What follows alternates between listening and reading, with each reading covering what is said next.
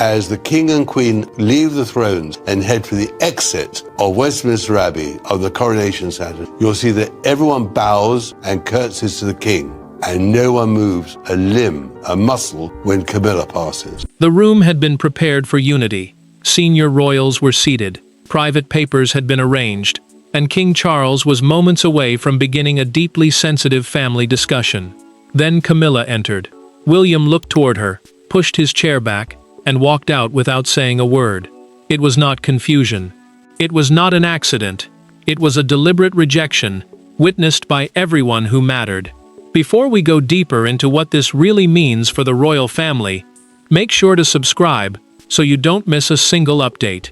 Charles had called the private gathering at Windsor Castle to settle questions with lasting consequences. Windsor Castle often hosts closed discussions where family duty and institutional power meet. This meeting concerned future responsibilities, public appearances, and the chain of authority that would guide the crown as pressure moved toward the next generation. He sat beside his father, reviewed the documents, and spoke in a measured voice. Nothing in his manner suggested an explosion was coming. Then footsteps sounded outside. The doors opened. Camilla crossed the threshold, and the calm vanished. William removed his reading glasses and placed them carefully on the table. The movement was quiet, but everyone felt its meaning. Charles asked him to stay. The prince did not raise his voice. He moved his chair aside, looked directly at the king, and said, "I cannot take part in this with her present." Then he turned and walked toward the door. His father froze as the air passed him. Camilla stopped where she stood, her face tightening as the refusal landed before senior figures in the room. She had not merely been challenged, she had been denied entry into William's trust. The unsigned proposal on the table explained why. It would have given Camilla greater influence over decisions touching William, Catherine, their household, and the children who represented the monarchy's future. The document was not ceremonial. It outlined a proposed role in reviewing appointments, public priorities, and family appearances connected to the Wales household.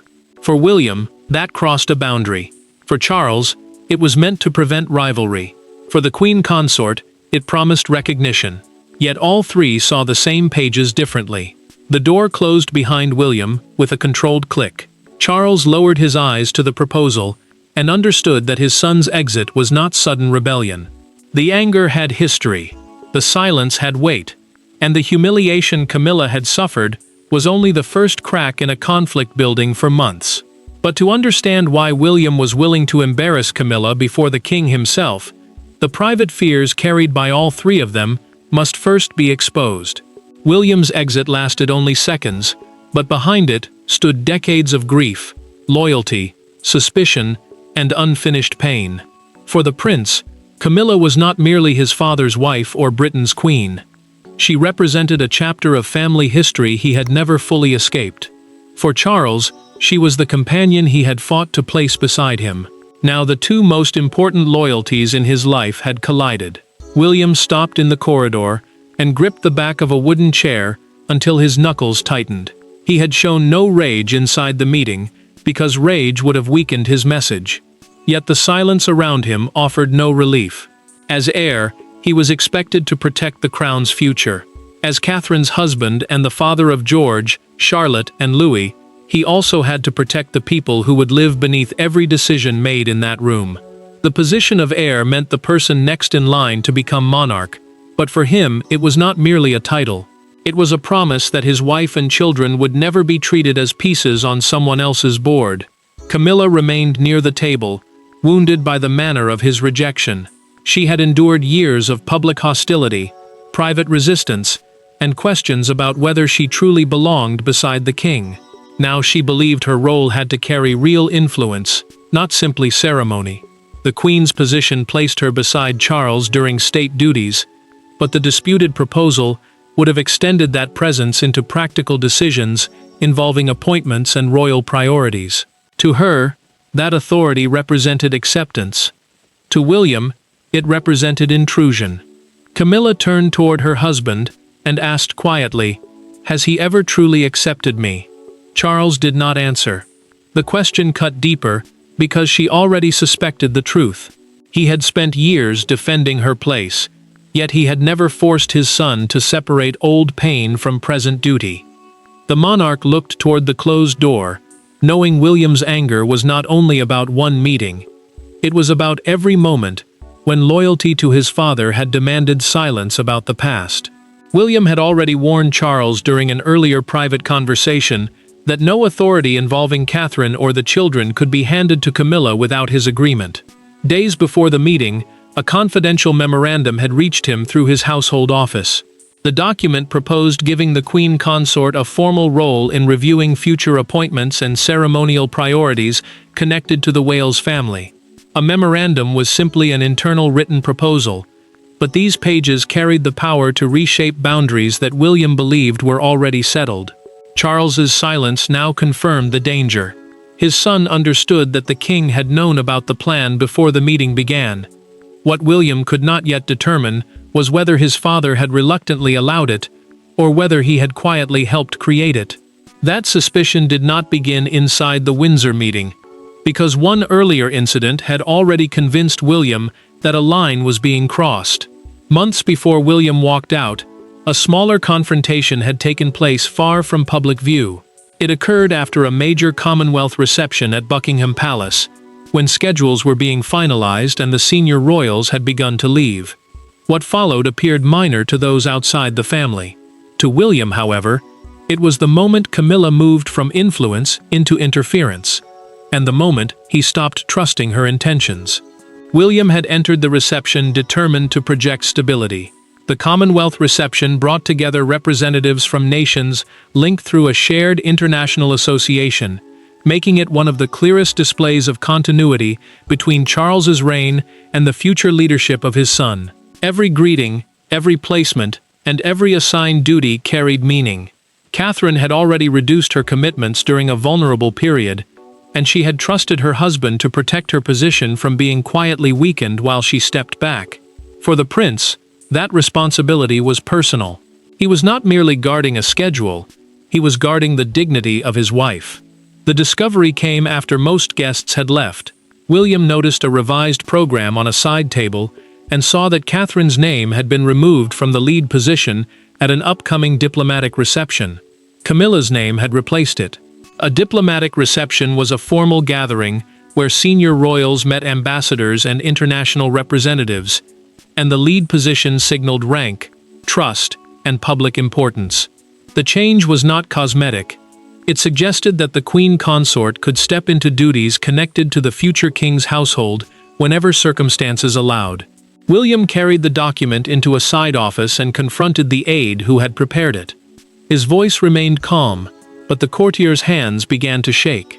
When the prince asked who had authorized the alteration, the answer came in a documented account later preserved by the household office. The instruction had come directly from Camilla. That admission changed everything. The future king understood that the decision had not emerged from confusion or routine administration. Someone had chosen to move Catherine aside.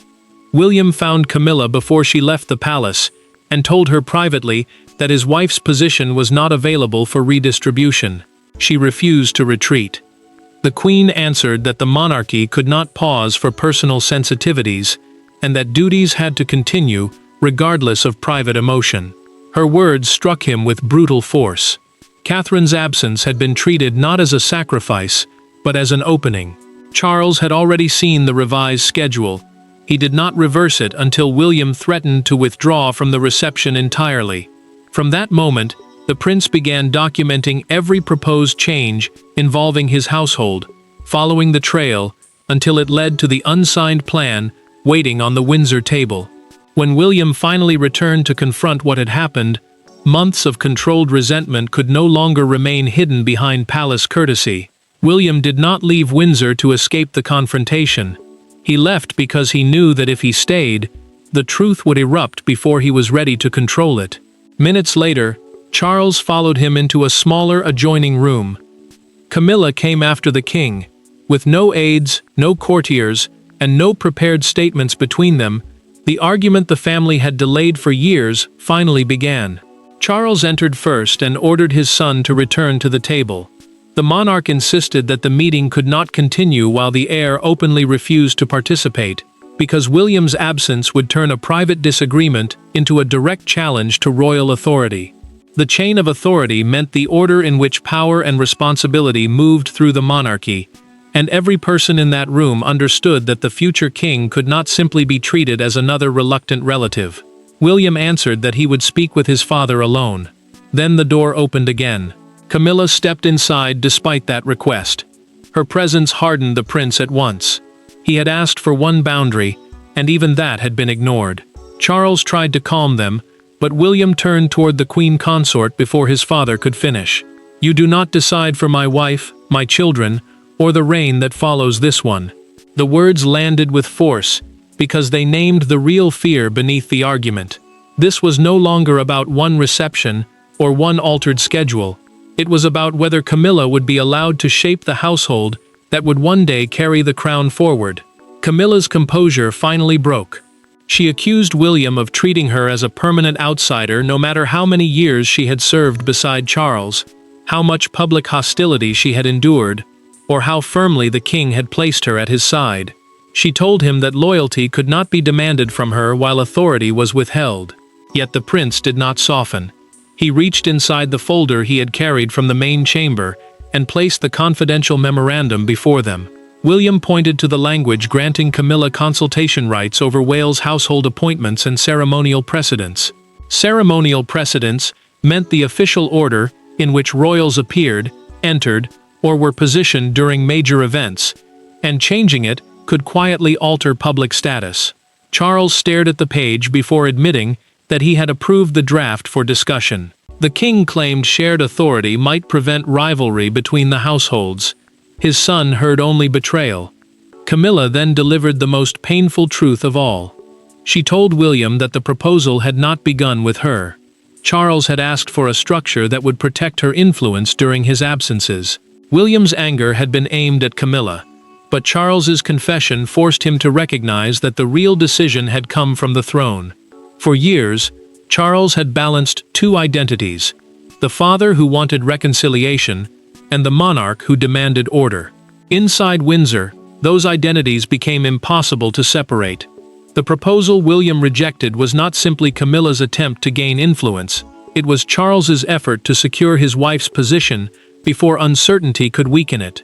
Yet by protecting one bond, the king had placed another in danger. Charles returned alone to the original chamber and lowered himself into the chair William had abandoned. The silence felt heavier now. Two royal households were beginning to pull in different directions, and that mattered because the monarch could no longer carry every duty himself. As William assumed more responsibility, the Wales household was becoming a second center of power, with its own advisors, priorities, and public authority. The king feared that without a shared structure, those separate offices would slowly become rivals rather than partners. Charles picked up the proposal and read the handwritten objections his son had marked across the pages. The draft would have allowed Camilla to attend selected planning meetings, advise on senior appointments, and influence the order of major family appearances. Senior appointments meant choosing the trusted staff who help shape royal decisions and daily operations. To the monarch, the plan offered stability. To William, it allowed someone outside his household to reach into the future reign. The king set the pages down without speaking. Charles felt wounded by the accusation hidden inside every objection. He had not believed he was attacking his son. He believed he was protecting his wife from becoming powerless whenever his health, schedule, or absence removed him from the room. Yet he also understood what William saw: silence when Catherine's place had been challenged, hesitation when boundaries had been crossed, and approval for a plan that touched the Wales children without their parents' consent. The father inside him recognized the damage. The monarch inside him still feared retreat. Camilla entered quietly and found him staring at the unsigned document. She told Charles that she would not accept a ceremonial title emptied of real authority. A ceremonial title carried public dignity, but did not automatically grant control over decisions, staff, or household policy. She had spent years defending her position beside him, and now she believed surrender would confirm every doubt about whether she truly belonged. The king listened, torn between reassuring the woman he had fought to protect and repairing trust with the son who would inherit everything. Senior advisors had already warned Charles in a confidential briefing that the proposal could appear to create unelected influence over William's household. He had dismissed the danger as manageable. Now it was standing before him. Still, the monarch refused to withdraw the plan.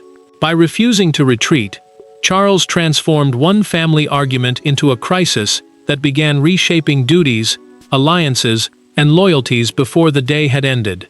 The Windsor doors remained closed, but the consequences escaped almost immediately. Meetings were cancelled. Aides stopped exchanging documents.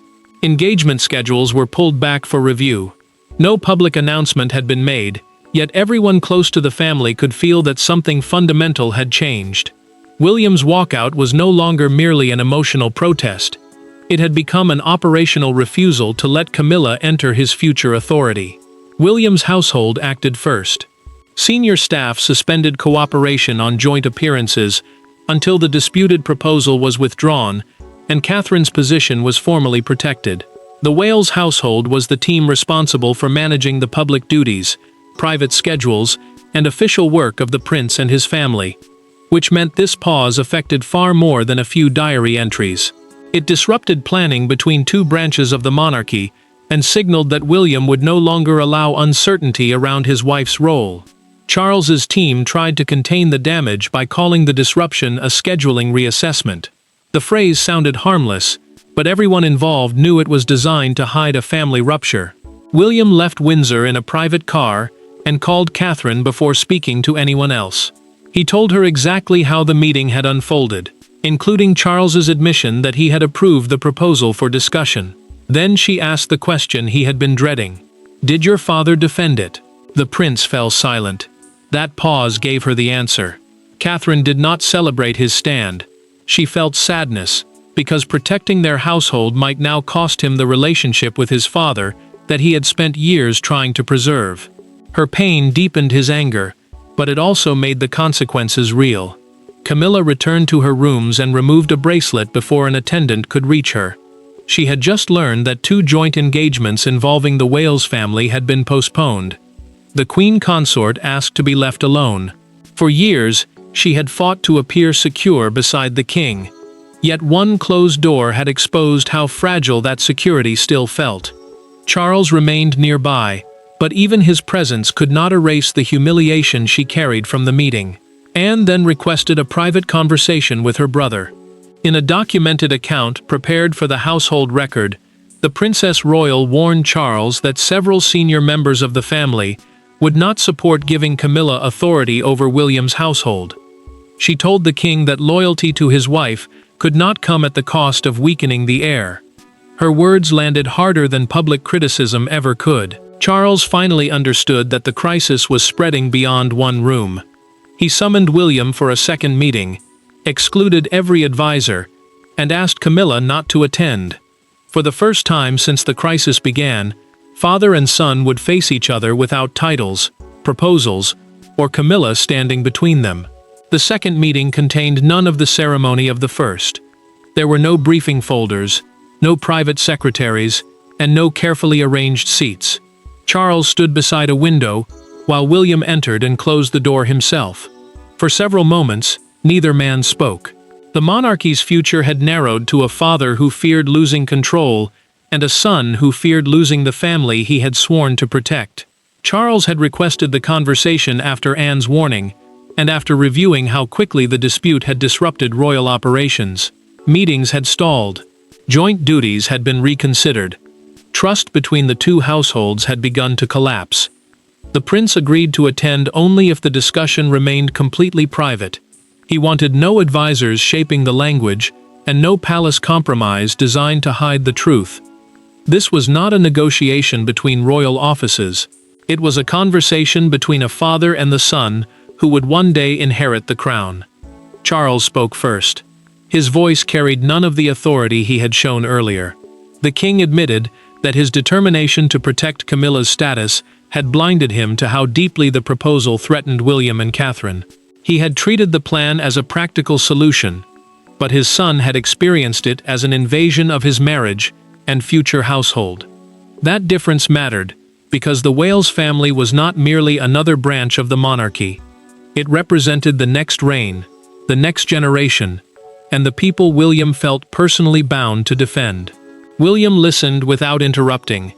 Then he told his father that he could respect Camilla as queen without allowing her to govern his household, his marriage, or his children's royal futures. The title of queen gave her rank beside the monarch and an important ceremonial role, but it did not automatically grant power over the heir's family or staff.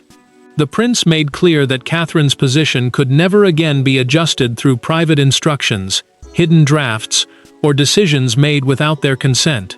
Charles finally confessed the fear beneath his actions. He believed William's future reign might slowly erase Camilla's contribution and leave her remembered only through old wounds.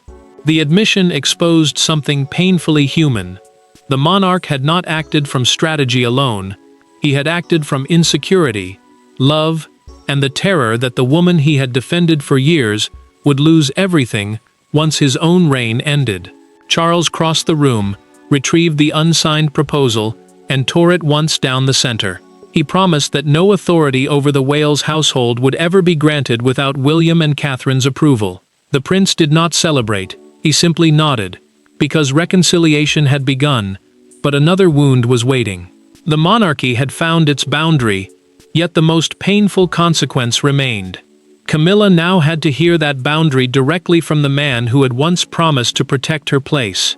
By the following morning, the silence surrounding Windsor had become impossible to contain. Britain awakened not to an official palace statement, but to one devastating image described across every broadcast: an empty chair beside the king's place at the table. The private act of a son walking away from his stepmother had become a national argument about loyalty, authority, memory, and who truly controlled the monarchy's future. Palace communications staff released a carefully worded statement before noon. It confirmed that future household responsibilities would remain separate and that no structural changes were being introduced. Household responsibilities meant the duties, staff decisions, schedules, and public work managed by each royal family unit.